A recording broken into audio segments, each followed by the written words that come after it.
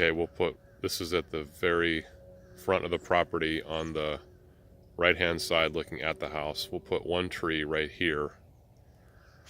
There is some cover above, so we'll need to probably position it a little bit in this gap right here. In this gap, I think.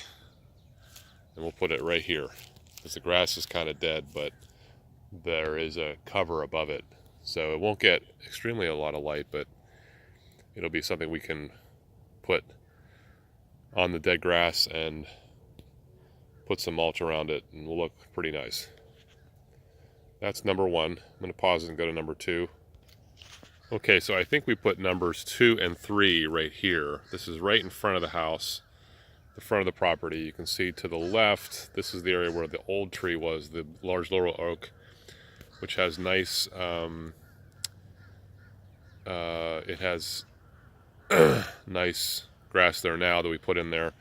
This grass is okay, but you do have some nice ground cover, or basically it's open to the sky, and this would be a nice area to put, I think, 2 trees together, one next to the other, in kind of a duo, put some mulch around it and some other flowers and stuff like that. It probably would look pretty nice right in front of the house.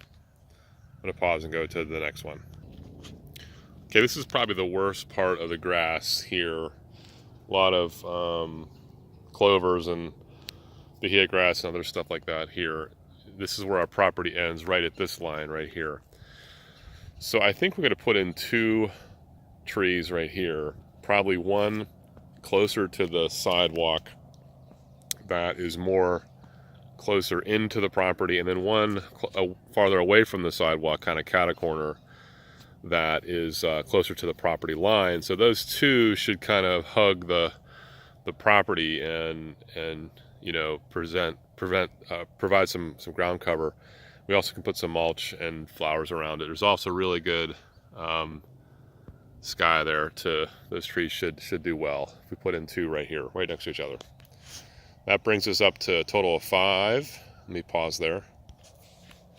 So another option would be right here. I'm not totally sure if I want to put it here or not. This was where the old laurel oak was there. You can see where that grass has been put down. So I would probably put it in front of that right here, sandwiched in between the old laurel oak.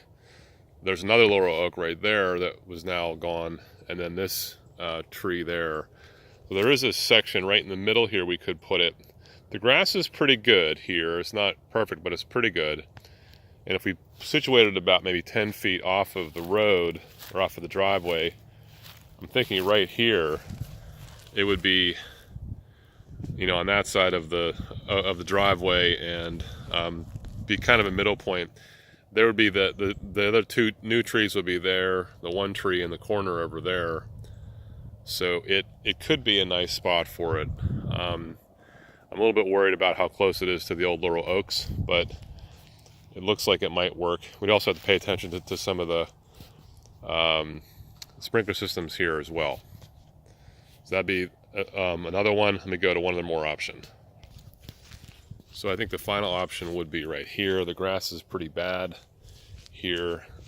We are a little closer to the house, but having a tree or 2 trees here would provide some cover for the yard and kind of block some of this bareness over there.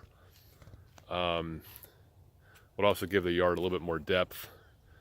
There is actually a nice spot in the sky, kind of sky coverage there for some sun that would come in, and it would give it maybe a little bit more of a feel of seclusion if we put a tree right here.